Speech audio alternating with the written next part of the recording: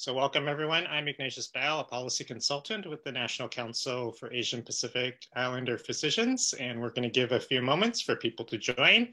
If you want to identify yourself in the chat with your name, if you're with an organization or a practice, and your preferred pronouns in the chat so that we can get to know all of you in the chat.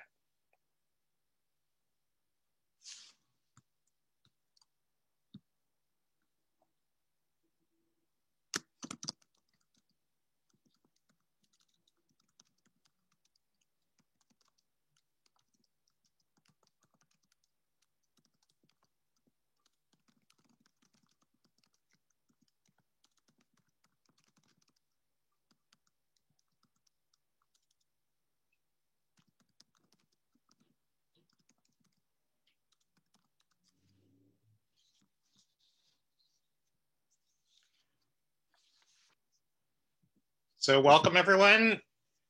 I'm going to get started. Again, I'm Ignatius Bal. I'll be moderating our conversation today about disaggregated Asian American, Native Hawaiian, and Pacific Islander data.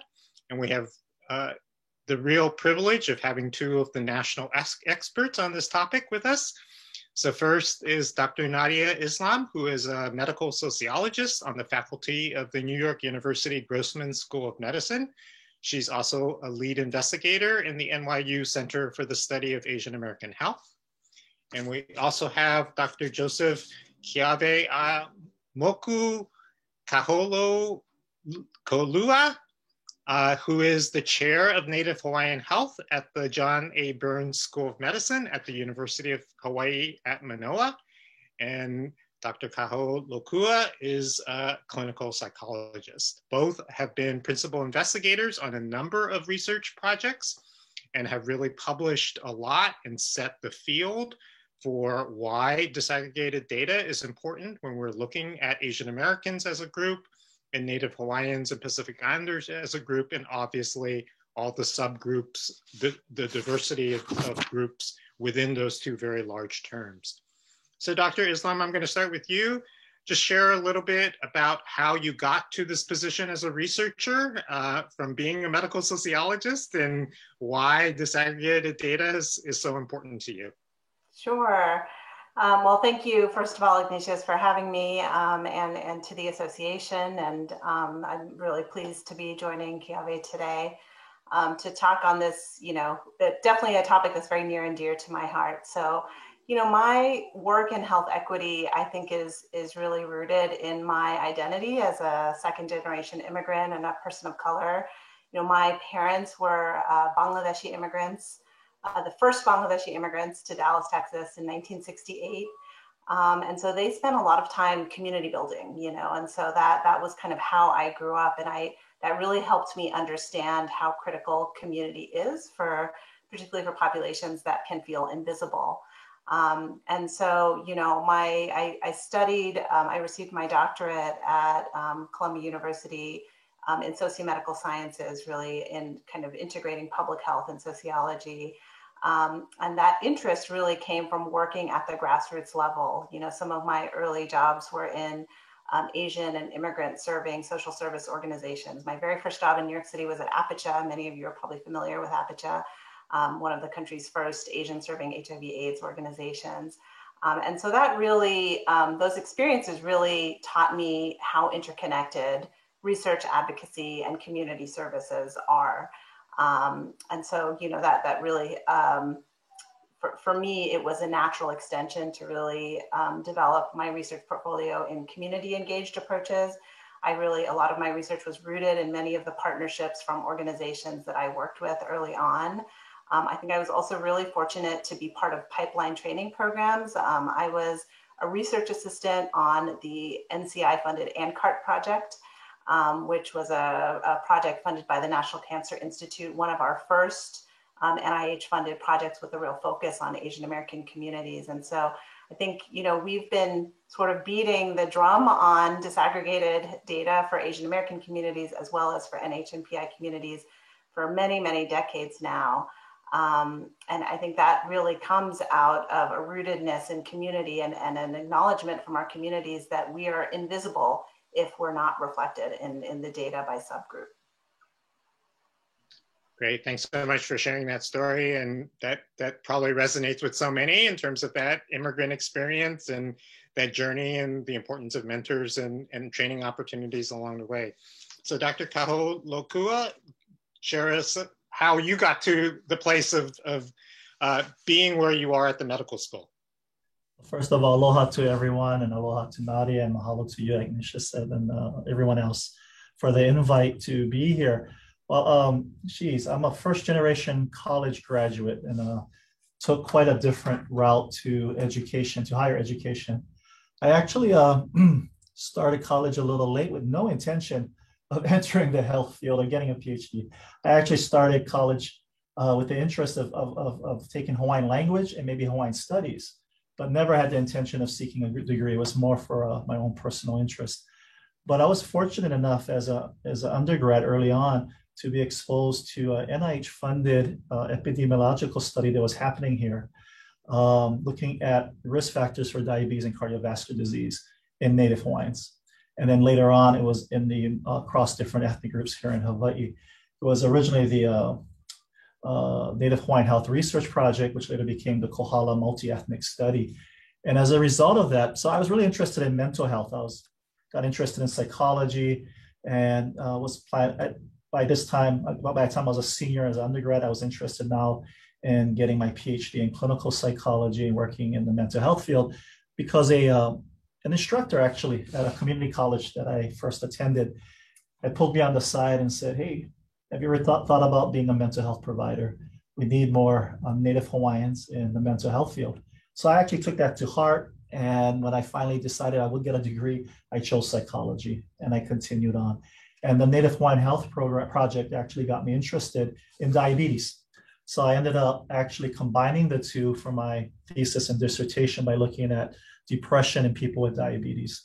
And that kind of led to my journey in the public health behavioral science arena and to that of becoming an NIH investigator. So I got, again, everything in my career has kind of been by accident. So after I finished my clinical postdoc in clinical psychology, I had intended to actually work at a community health center providing psychological services. I happened to run in, going for a dinner at a Japanese restaurant. I ran into the chair of a new department called Native Hawaiian Health back in 2003. And Dr. Marjorie Mao, and she had asked what I was planning to do, invited me to apply for a position. And I always was very interested in research, so I did. Long story short, I ended up getting the position and now became a health disparities researcher. And my interest in chronic disease really came out of the need, the request from our community partners for such research, especially to address obesity and diabetes disparities. Great, and I'm hearing in your story the importance of having projects that are focused on our communities and then having exposure and seeing the possibilities and then that natural curiosity of saying there are more research questions here that need to be answered and what role that we have in trying to answer those questions for our communities. And more researchers from our communities as well. Right. To ask the right questions. Yeah. And really being grounded in wanting to find those answers for our communities. Exactly. So both of you, again, have spent so much of your professional lives focused on illuminating through your research what those disparities are, but also really what the interventions and the solutions for our communities are, and addressing so many of these conditions that our communities unfortunately experience in terms of disparities. So Dr. Islam, again, if I were the president or Secretary Javier Becerra and you had the 2 minutes with me to explain why disaggregated data is so important, what's your sort of 2-minute concise pitch? Yeah, great question. And I actually did have the opportunity to present to the Biden Task Force recently, and he was part of the meeting. So I was able to give a little bit of the pitch. I guess I'll start by, there's a recent AMA report from the Center for Health Equity under Aletha Maybank's leadership, and I know she was part of one of your recent webinars, but there's a quote in that report that really struck me, and it's that what is measured is what is valued, and what is undercounted tends to be counted out. And I think that sort of perfectly encapsulates the Asian American experience, and in particular when it comes to data equity, but I think is very relevant to NH and PI data equity issues as well. I'd like to give a little bit of context when I talk about data equity for Asian Americans, because I think it's uniquely driven by two distinct but mutually reinforcing myths. And it's the idea of Asian Americans as a model minority, but also Asian Americans as a perpetual foreigner. And so both of those two things are distinct, but really work together, and they're both driven by and result in the data aggregation challenges. So I think, this idea that Asian Americans are somehow better off, that we have higher rates of education, that we are, higher income, harder working. And I think the corollary to that is that we don't experience health disparities. And then on the other side, this idea that we are somehow always other, that we are not part of the American fabric. And I think, we've seen that very clearly in the pandemic, the sort of stigma against Asian Americans, and the resulting kind of hatred, xenophobia, and violence that's resulted in that. And I think, what happens is data aggregation within and across both Asian American communities as well as Native Hawaiian and Pacific Islander communities lumps together, even in just the Asian American context, lumps together more than 30 subgroups. And what that does is simply render our communities invisible. And when I'm trying to make that point, I start with something pretty basic. It's nothing sexy, but the census data really helps to illuminate that point, and it's one of our few, I think, strong data sources that really allows for disaggregation by very granular subgroup at a national and regional level.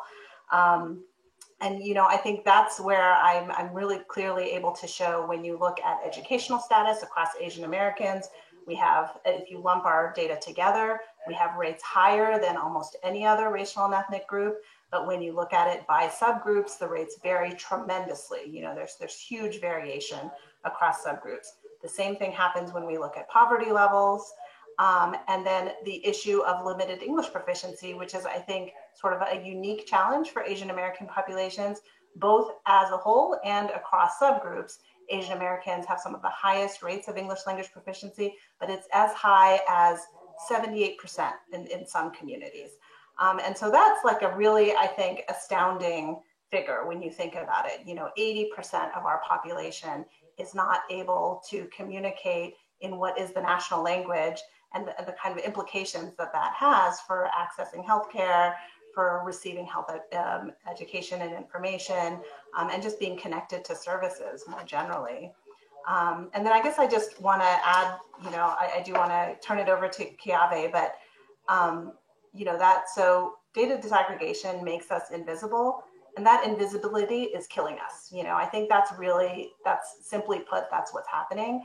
And I don't think that's more apparent anywhere than in the context of this pandemic and COVID disparities.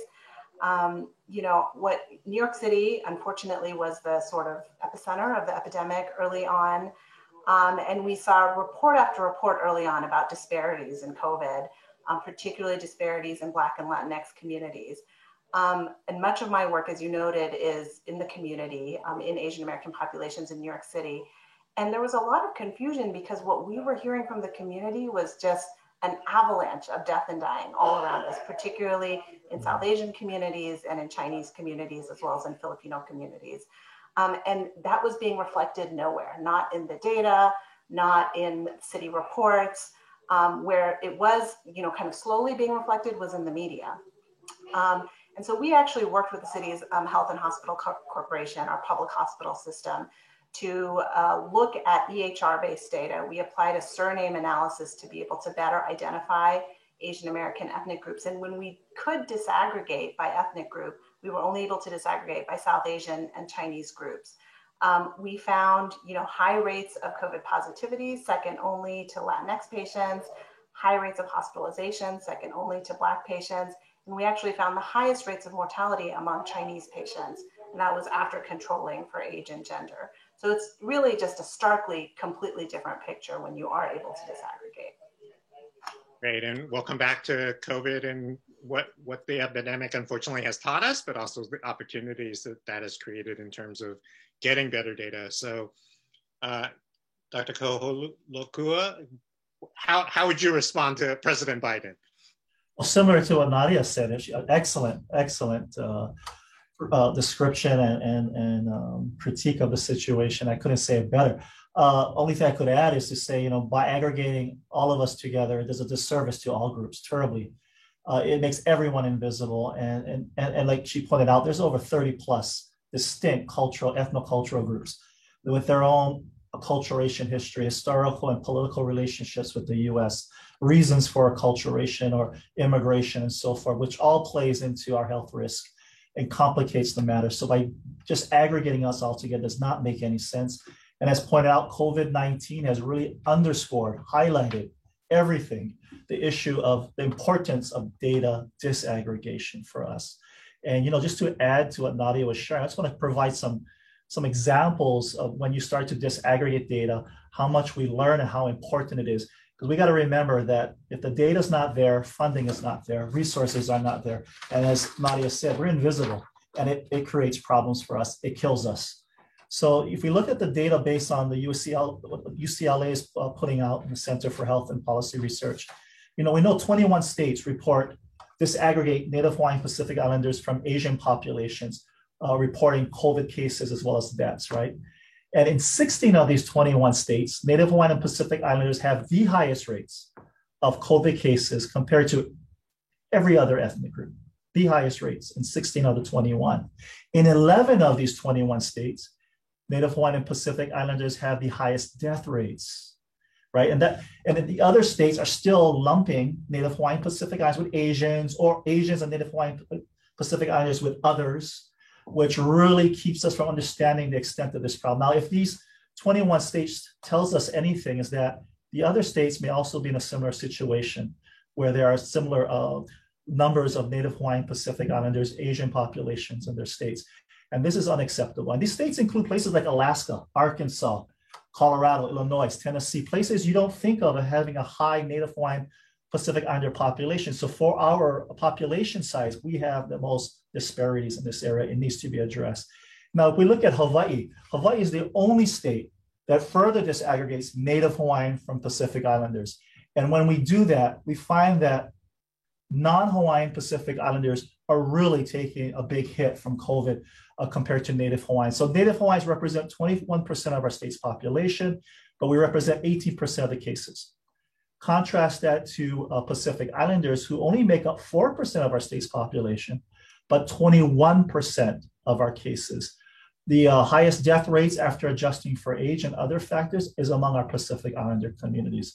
And this is why we need to further disaggregate Native Hawaiian from Pacific Islanders. In fact, I'm pretty confident that our Native Hawaiian Pacific Islander communities will begin to work with the federal government to further, with the OMB categories, further disaggregate, because COVID has shown us that by lumping us all together. Now, Hawaii data also goes further and separates out Pacific Islanders.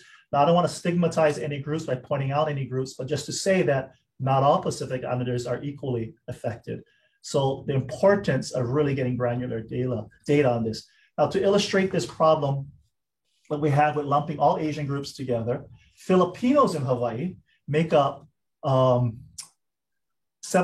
of the overall population in Hawaii, but they represent 16% of all COVID cases. Contrast this to Japanese, who usually get aggregated together, Japanese and Filipinos.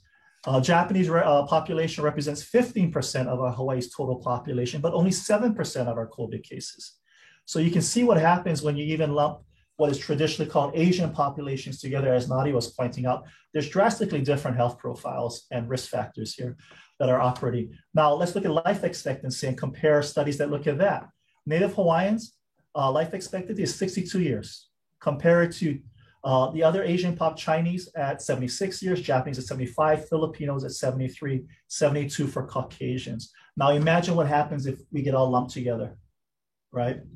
Hawaiians will look like we live longer, we won't get any attention, no one thinks there's a problem, there's no resources dedicated to our communities. And then just take another final example. One is from one of the studies I did on smoking prevalence. You know, when you separate Native Hawaiians, you separate out Japanese and Filipinos, you see drastically different prevalence of current smoking. A lot of the national data will lump Asians, Native Hawaiian, Pacific Islanders, and when compared to all other ethnic groups, we look like we barely smoke. But when you start taking us apart, we are among the highest rates of smoking for Native Hawaiians and other Pacific Islander groups. Even Filipinos are higher than at least Japanese here in Hawaii. So it's very problematic. I'll stop there. Just some examples, which I think illustrates the reason why we need to disaggregate data and what happens when we don't. Great. So I think, at least for me, and watching the way that the data was being reported and not reported, and I think many jurisdictions, at least at the state health department level, actually made improvements in the way that they were reporting data as the epidemic continued.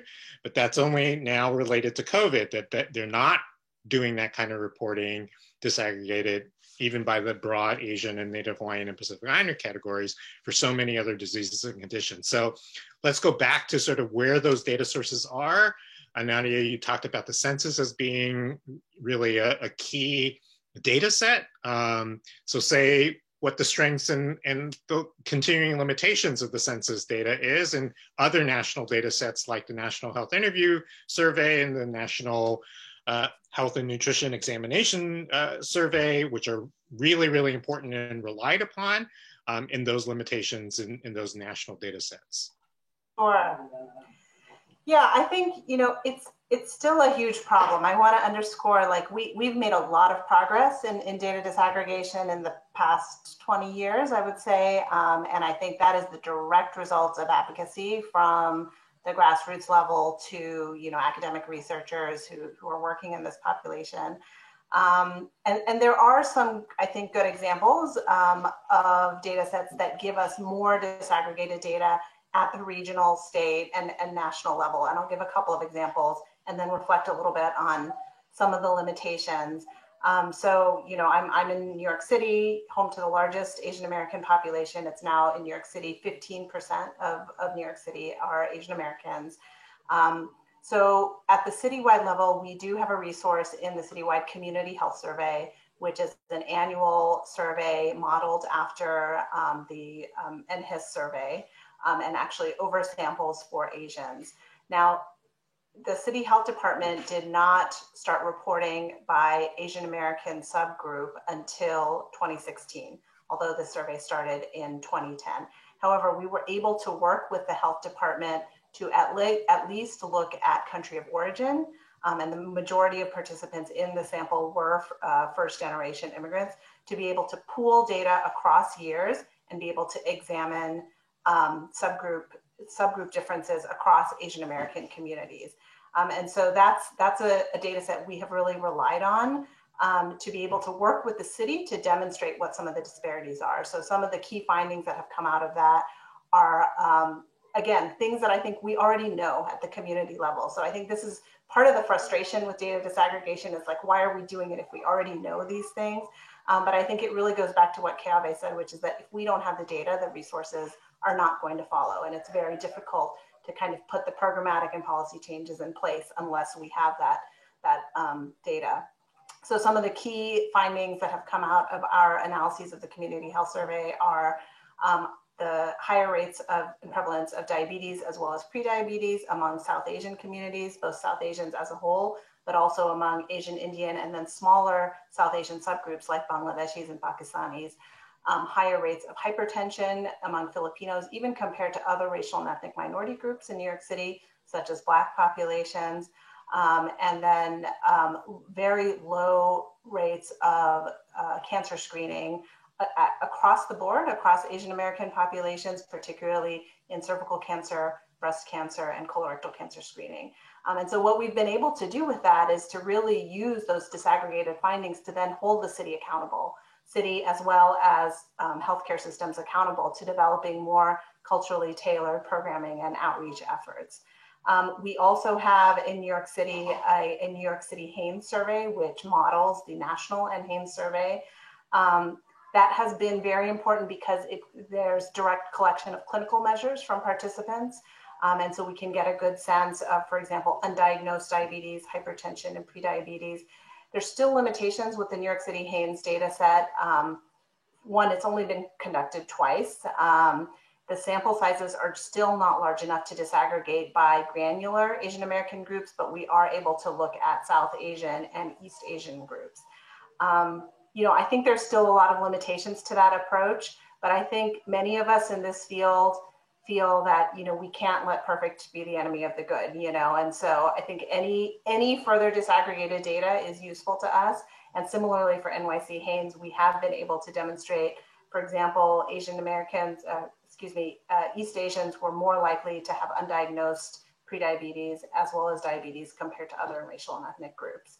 At the national level, I think you mentioned NHIS, and I think that's been a really important resource for disaggregated data, at least for the top 5 Asian American groups in New York City across a range of factors. I just want to mention too, I think it's been a really important resource for junior investigators who are really interested in addressing health disparities in Asian American communities and historically have struggled, right, to develop careers in this area for this lack of data. And so I think it's been a really important resource to be able to provide disaggregated data to kind of help build a research portfolio and demonstrate particular disparities. I also want to highlight Masala as a national data set. It is actually the only NIH-funded national longitudinal data set of an Asian American subgroup. So this is a study of South Asian Americans. And so that study has now provided over 75 publications on understanding cardiovascular risk among South Asians in the US.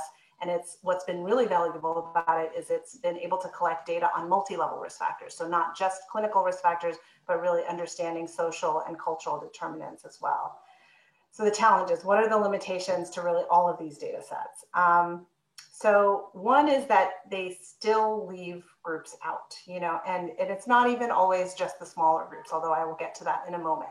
So in New York City, even though the community health survey is oversampling for Asian Americans, there's still very small samples of Filipino and Korean communities, which are the 3rd and 4th largest Asian American subgroups in New York City. And so we have no ability to analyze that data. Even pooling data across 10 years will not generate large enough sample sizes. So there's still some, basically groups are still left out. Generally, I think these national surveys tend to,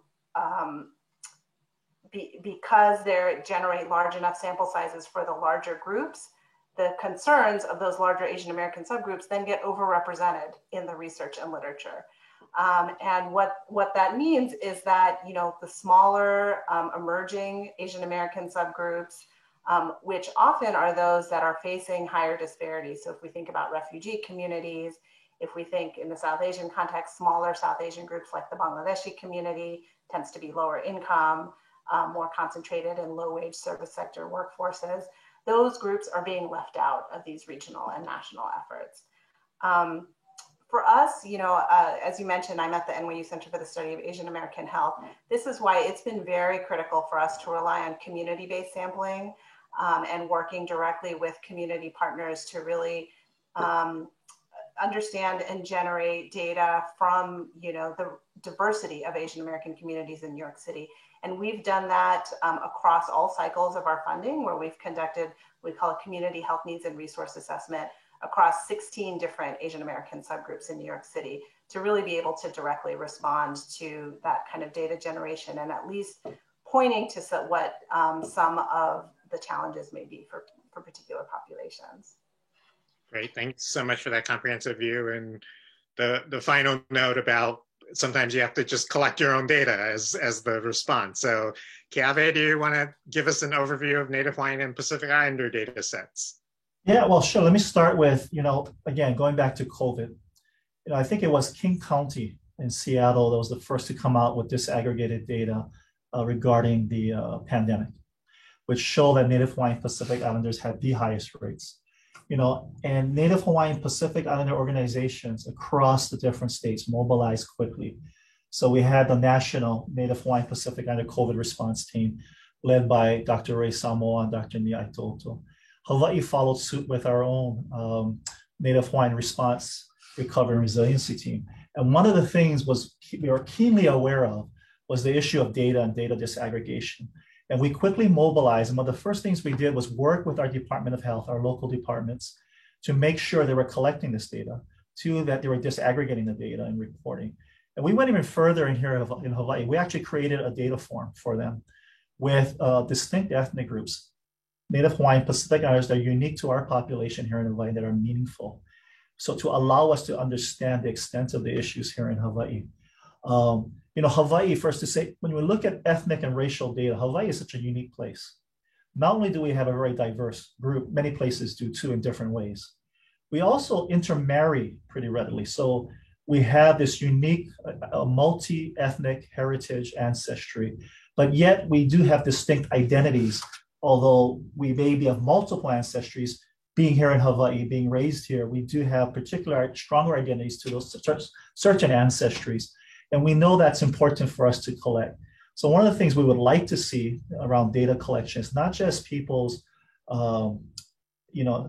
ancestry background, but also their preferred identities. Because if we're going to assume that maybe a lot of things we're looking at is not so much biological or genetically linked, but more culturally, socially linked or constructs, then we need to get better ways of understanding how our population is affected. So one of the things we did was add items in our tool to capture that. And we're going to begin looking at how helpful is these using this to breaking down, understanding our populations even better. But to add what Nadia was saying, the issue with data collection has often been messy, inconsistent across the board. Data sets don't talk to each other. Later on, I know we'll talk about the healthcare system. Our public health data sets don't talk to our clinic and healthcare system data sets nicely. COVID-19 has shown the importance of cross-talking and being able to do that and harmonizing across the groups. And it's one of the things we're working on here in Hawaii. I know they're working on nationally as well. Now, when you ask the question, what data sets do we rely on? Of course, Hawaii Department of Health does disaggregate. At least they collect data based on Native Hawaiian, Pacific Islanders, and to some degree specific groups, but not always reporting them out in that way, right? It's also lumping. Often Native Hawaiians, of course, here are disaggregated, of course, but other groups often sometimes put together. But does a better job at this. And because we've been able to work with our State Department of Health, I think going forward, there'll be a drastic change in how we collect and report out ethnic and racial data. When you look at national data sets from CDC in particular, the Behavioral Risk Factor Surveillance System, the National Health Interview Survey has been around since the 1950s. A lot of this influenced policy. I looked it up and I was surprised to see that they actually do collect somewhat specific information. Native Hawaiian, Pacific Islanders, under Pacific Islanders, they'll ask for Samoan, for example, Chamorro or Guamanian and other PIs. The problem is they don't consistently report out disaggregated data. And when you go online to get data, whether it's heart disease, stroke, even HIV rates and so forth, it's all over the place. Sometimes they'll disaggregate Native Hawaiian PIs. Sometimes they'll lump them with Asians, right? What we need the agencies to do is not just collect the data, but report out in a meaningful way. Because again, as Nadia pointed out earlier, it just masks the issue, further makes us invisible. And I get frustrated when I'm sitting with our federal agencies and they're presenting data and they're comparing Asian, Native Hawaiian, Pacific Islanders lumped together against every other group, and we look great. And I know we're not great as far as Native Hawaiian. We would like to be great in that area. We're working on it, but unfortunately, we're not yet. And it's so very important that we begin to do this. So I would say that some of the data is there. We just need to be consistent about collecting them. We need to make sure that our data sets harmonize and talk to each other. And when we report out, we need to make sure we report out in meaningful ways. I know we'll get to recommendations later, but one of the things is our government agencies need to work with our communities to make sure they're collecting meaningful data, but also reporting out in sensitive ways, because the data can help us illuminate a problem and really address an issue. They can also stigmatize groups. And if we're not working with these communities to make sure how the data is reported out, how it's interpreted, we can lead to some problems. And we had that here in Hawaii with one of our Pacific Islander populations that were targeted in a news interview by someone from our Department of Health who's no longer there. And the community was outraged because all of a sudden they were a target of frustration for many because they were highlighted distinctly as a distinct Pacific Islander group is having higher rates. And that was unnecessary. And of course, that could have been avoided with engagement with our community partners.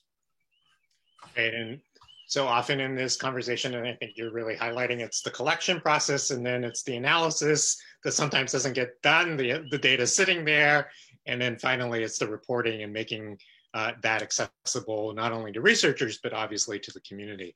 Yeah, So I think those three pieces are so important. Yeah. It's really important to call attention to each of those three, because it really isn't the case that the data is not there. You know, I don't think that it, like we are in that data, you know, our communities are in that data. It's just that there's often just no political will to analyze it. And or there's sort of barriers to reporting it, you know. So I think that's where the sort of accountability piece comes in. Or the excuse, right, Nadia, that we're too small a sample size. Exactly. It's not meaningful. Well, the question I ask is, how meaningful is it for you to aggregate us? Yeah.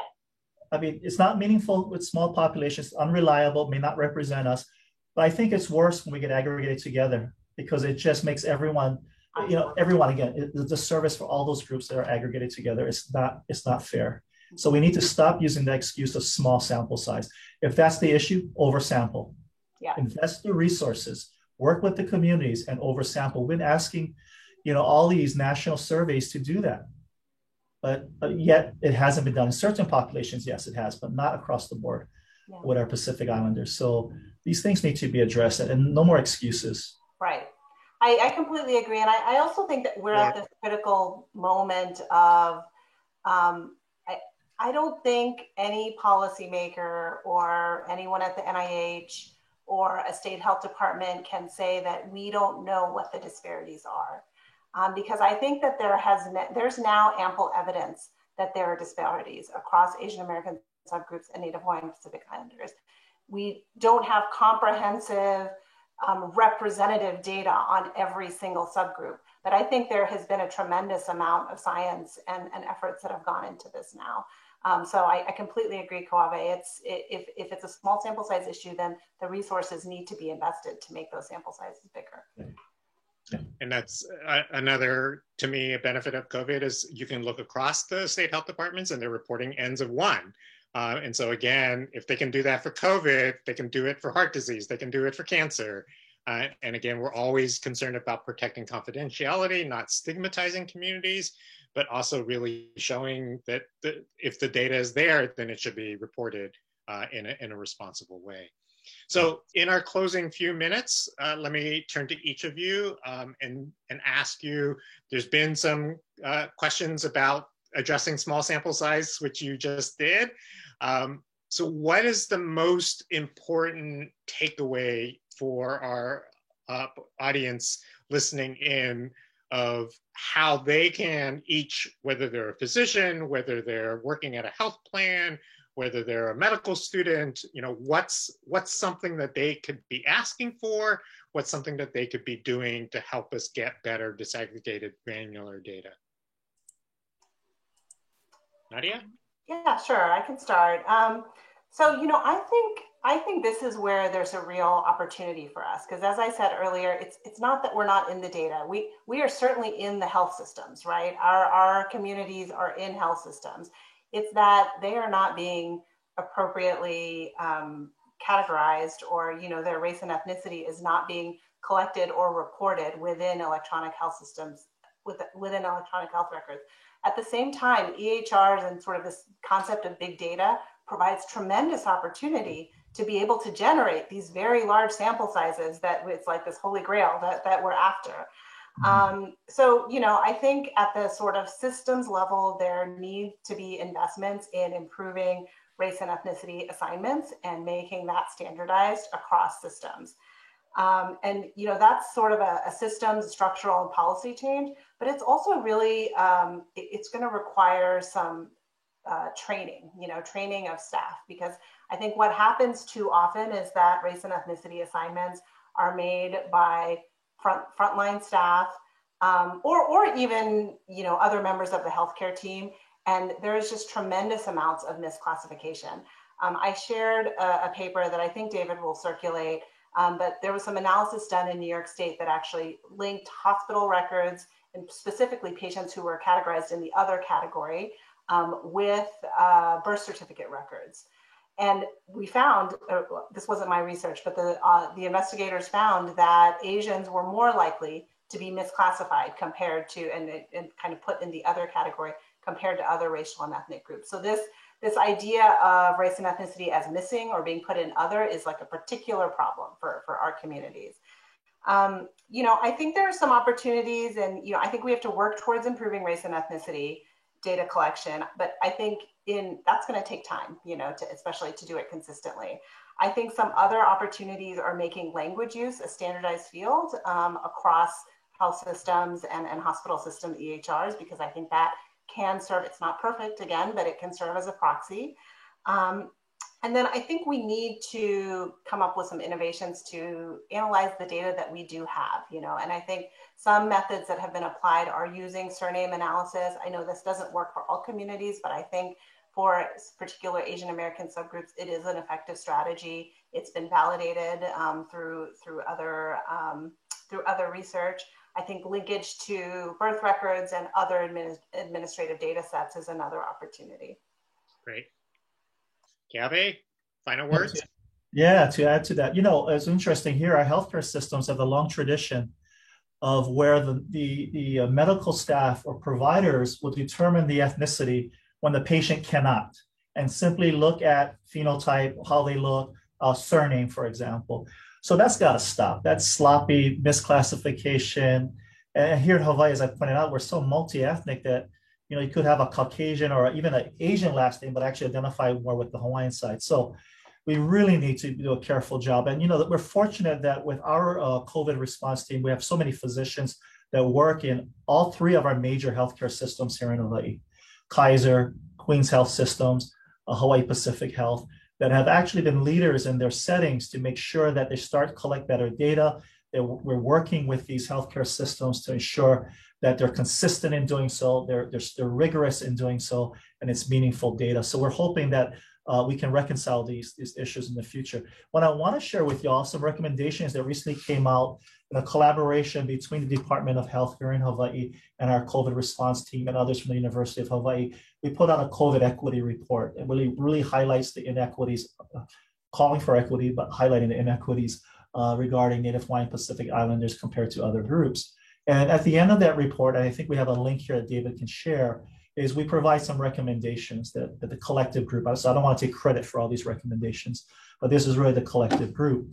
You know, government and public health agencies need to harmonize their race and ethnic categories for data collection and reporting so that we can fairly compare across data sets and even link data sets. COVID-19 has shown us the importance of doing so to track disparities in cases, hospitalization, and deaths, which are often collected by different agencies for rapid and targeted responses, right?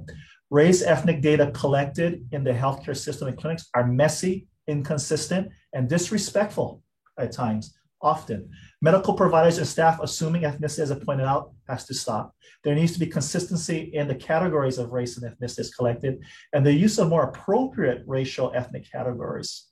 In reporting race ethnic data, healthcare systems and clinics, as well as our public health departments, need to engage with our communities to develop targeted data-informed messaging to make sure that we don't stigmatize and that we can make sense of the data in the context that is respectful and meaningful to the communities.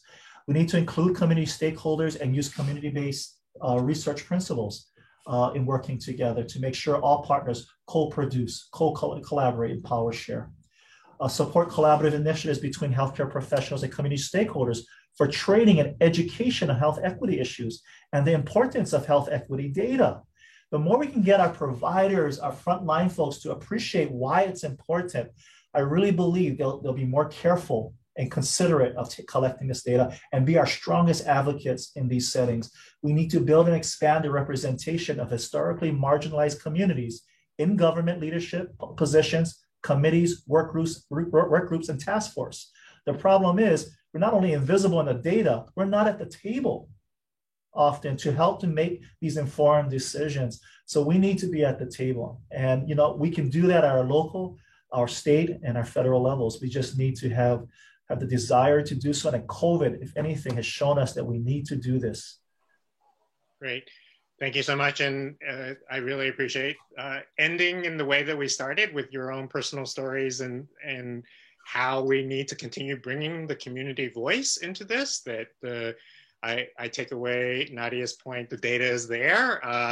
It's just often not seen and not recognized, both in the formal data sets, but also informally through community wisdom and knowledge, reported in the media, reported in other ways. And so thanks to both of you for joining us, for your work, and we look forward to continuing to collaborate and trying to get better data for our communities. Thanks, everybody. Mahalo nui. Thank you, Ignatius. Thanks, Kaveh. It's a pleasure. Mahalo. Great to see you, Nadia. Yeah, good to see you too. Take care. Bye.